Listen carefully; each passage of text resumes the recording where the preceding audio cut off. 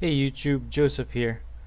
Thank you for joining us for the third installment of the Groudon Team Deck tournament against the Charizard Team Deck. Unfortunately, the third one, because I was KOing a lot of the Pokemon in their deck early on, they just chose to give up.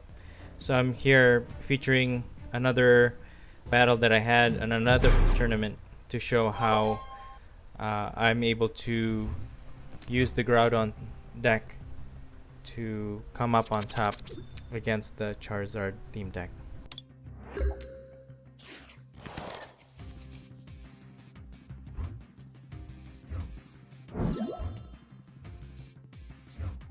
So to start, I'm gonna go ahead and use the only basic Pokemon we have.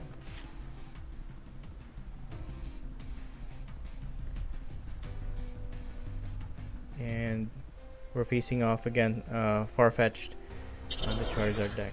So as you may know, flying type Pokemon has a resistance against fighting. So in this case, Farfetch has a minus 20 resistance on our Pokemon. So we went ahead and just put Throw on the bench and put an energy on him. He's gonna go ahead and put a Charmander on his bench, and he was able to flip one head, and he's gonna go ahead and get a Charmeleon, and he's gonna put an energy on the Charmander. Okay, so we have the evolution of Gabite. Gonna go ahead and just evolve that one, put an energy. Hopefully, let's use Lily, get more cards, put the Groudon on the bench, and also use put the Passimian in the bench. Since we won't be able to damage Farfetch'd, we're just gonna go ahead and pass. So he does evolve his Charmander into Charmeleon. So that's one of the things that gives me a little trouble when the Farfetch is put in front first, but which is typical for a Charizard deck, so that he can draw cards as much as he can in the very beginning. And gonna put the Timpole in the bench there, so we got the complete time pole. We have the complete evolution lineup for that one. So one thing that you gotta watch out for the Charizard deck is basically the Nidoqueen, because once they get that to stage 2, they can basically pick off any Pokemon that they want in their deck. So they can build up Charizard or another Nidoqueen or any other Pokemon that they want on their bench. So that's one thing you gotta watch out for. So as much as possible, you wanna KO as much Pokemon as you can. Use speed of the fighting of this Groudon deck so that you can get to it as much as you can. But in this case, they're able to complete the stage 2 Charizard, and they're gonna have 2 energies on it, so they can basically KO any of our active Pokemon that we put in there. And he's gonna go ahead and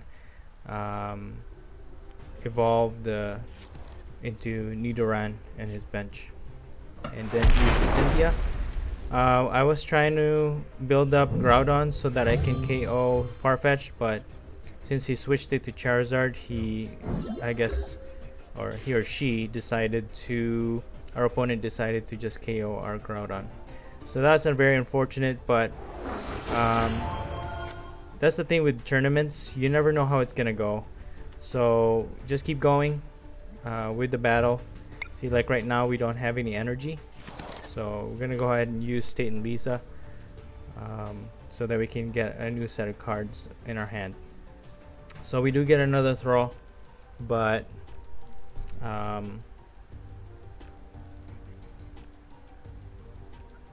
okay, so we're just gonna put that on the bench. That way we can get ready to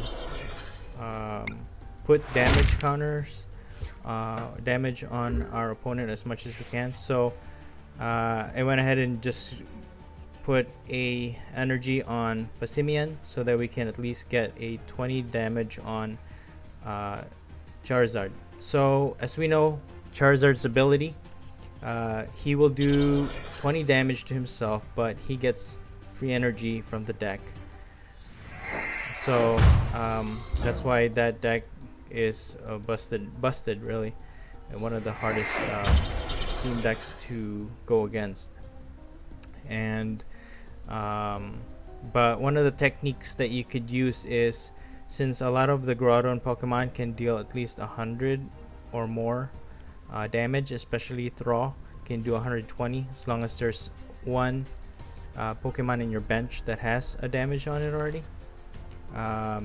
As if he deals 120, for example, in that Charizard, we can already KO Charizard with one hit from Thraw. So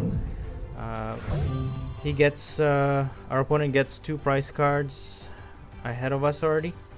So we don't have any damage counters on the bench, so Thraw is practically useless right now. So, and the Groudon deck basically has Palpitoad to help out with that, because with one energy can do 60 damage to our opponent active Pokemon, but also does 10 damage to our bench.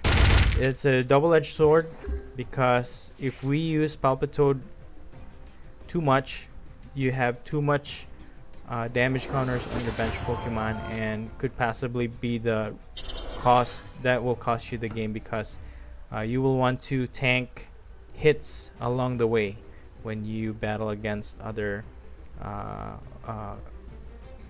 players in tournaments. So we will sacrifice our Palpitoad so that we can get damage on our bench, but also on their Charizard. They will get a KO on it if they do decide to attack our Palpitoad. So their Nidoqueen, now that it's in stage 2, can be very dangerous in itself, especially with the 3 energy already set up in it, because for every bench Pokemon that our opponent has that is evolved, will add 50 damage to the attack of Nidoqueen. So our opponent does use the Charizard to KO our Palpitoad. Now we're down 3 prize cards. They are ahead in prize cards, so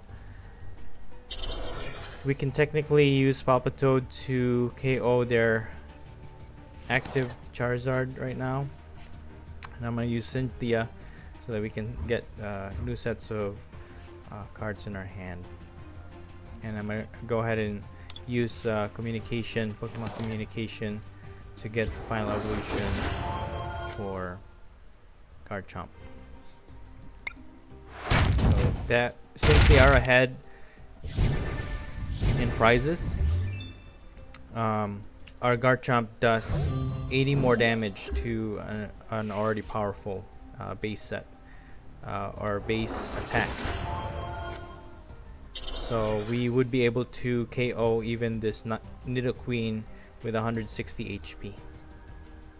So they are ahead in prize cards, but as long as we take out the main attackers on their bench, and it depends also if they do make wrong moves. One thing that you gotta watch out for is, or at least keep in mind, so that you don't give up too soon. They will use Nidoqueen to KO our Palpitoad. One thing you gotta keep in mind though, that the Charizard deck in the Nidoqueen Pokemon, it takes about 3 turns to charge up their Pokemon, the Nidoqueen, to attack. So 3 energy for Nidoqueen. Not like Charizard, who can just use its ability and get 2 energy from the deck. So we're just gonna go ahead and use some the Pokemon fan to thin out our deck. We're gonna go ahead and use Garchomp to KO Nidoqueen because Nidoqueen is a liability. It's dangerous. It can KO a lot of our Pokemon, especially with 3 energy on it. So we have to, and also get to get price cards along the way because we don't want to be too behind since they only get they only need 2 more prize cards to get. So the Nidoqueen needs 3 energy, but they can build it up along the way. Since Charizard doesn't, they don't really need to put energy on it unless the opposing Pokemon has more HP than 130. Then usually they will put energy on it, but usually Charizard decks will put energy on other Pokemon while they let Charizard use its ability to attack. So that makes it a lot more dangerous. But don't give up. And also keep in mind, with just 1 Nidoqueen, or even with 2, it takes about 2 turns to get Charizard ready from Charmander to Charmeleon to Charizard. So it will take them about 3 turns, especially if they just put Charmander in their bench. They can't really evolve it on that turn. So that will give you some time to set up to prepare for that. Or even if you KO their Pokemon, their active Pokemon, they will be forced to put their benched Pokemon, whoever it may be, in the active. So if you're fast KOing all the other Pokemon, you'll be okay. Now with Rapidash, it's an annoying Pokemon because it has agility. It does 60 damage, but it can also, if RNG is against you, if it gets heads, you will not be able to damage or affect it with any conditions. So basically your opponent can get free turns just by using that agility attack of Rapidash. So that's one thing. So when they do get tails, you take that opportunity and KO that Rapidash right away. So that's one of the that's why I put Thraw in front and was able to do 120 damage. And Rapidash only has 100 HP, so it's no problem with Thraw. Thraw's attack, we have damage counters on our Pokemon in the bench, so you have to do that right away.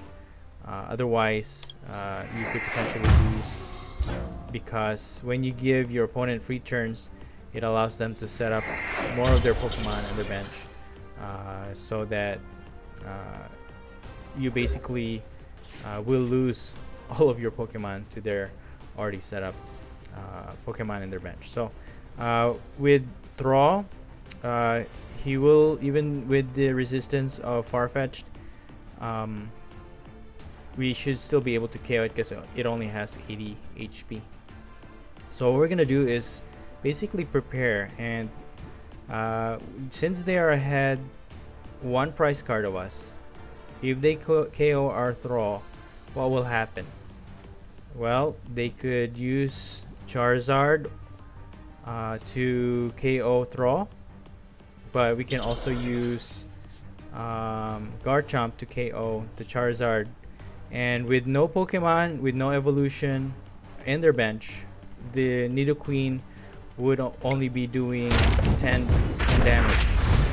So it will take time before they can get any Pokemon set up on their bench for Nidoqueen to do enough damage to any of our Pokemon. So we are safe at this point. We just have to watch out what they do. So that's what I mean with speed. You basically KO as much of the weak ones as you can.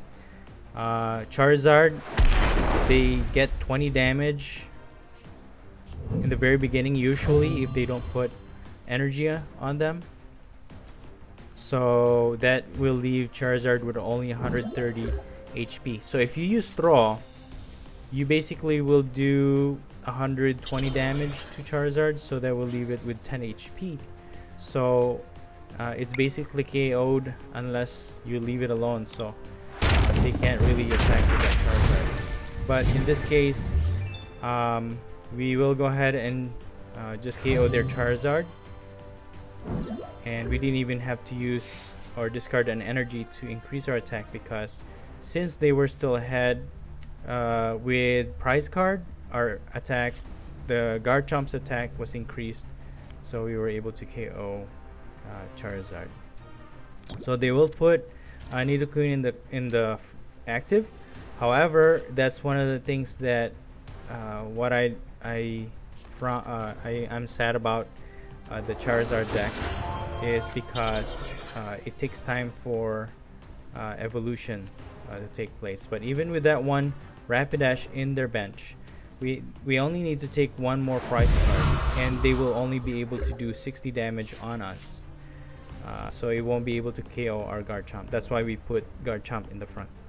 Now with that, we still won't be able to KO Nidoqueen because since our prize cards are even, the attack of Garchomp is not going to be increased. So I'm just checking what other evolution Pokemon they have that's available. So both their Charmeleon are in the discard pile, so they won't be able to evolve that one unless they use Brock in their next turn. So we have to think how much damage Nidoqueen will be able to do in their next turn so that we can survive it. So we have another Garchomp in our hand, so we have to survive this turn. Even if they do use the Nidoqueen's ability to get an evolution for either Charmander or but still they can only get one evolution, so they'll be able to do 110 damage on their next turn if they do evolve one of those two Pokemon. So we need to be able to survive this. If they do 110 damage in their next turn, who can we put in front?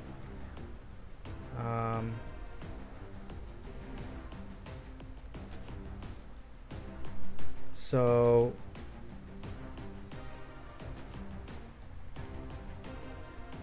Garchomp won't be able to survive that one. The other Garchomp is not fully evolved yet, so he won't be able to survive 110 attack. So really, this is a game. If they evolve one of them, we basically lose, but it depends on their hand and what they're gonna do. If they have Brock in their hand, they'll be able to. Okay, so basically we lost that game if they had a Brock to get those evolution Pokemon in their deck, use their Nidoqueen to evolve it. But in this case, they didn't, or they couldn't, and so we'll be able to do some damage to Nidoqueen. And again, even if they do evolve one of them, if they get an evolution for one of them, they'll only be able to do 110 damage to our Garchomp. So we'll survive it. We have one energy that we need for our next turn, and we should be able to have this game. So they don't have any card that they need to be able to complete any evolution. Unfortunately, they're all in, for them it's all in the discard pile. So did they use all of their Brock, or is it in the prize cards? Well, so we just put one energy, get the KO, and win this game. So again, the point of this is, when you play against a tough contender, don't give up, keep going, because you never know how it's gonna turn out. In this game, it went to our favor to the very last minute. With just one move, they could have won that game, but again, the one move sometimes is the one that will either win you the game or make you lose the game. That's why we can't make mistakes. Sometimes the random number generator RNG of the system will go against our opponent sometimes. So, but in this case, it went to our favor, and we were able to win that game. So all of those pointers that we talked about, keep those in mind. You have enough firepower to get enough damage to your opposing Pokemon to win the game. So never give up, continue playing, and you should be able to win those tournaments, those theme deck tournaments, and get your free packs. So I hope you enjoyed this video. I hope this helps you win some tournaments online, and thank you for watching. Don't forget to hit that like button and subscribe to my channel for more videos like this one. Thank you so much. Have a great day.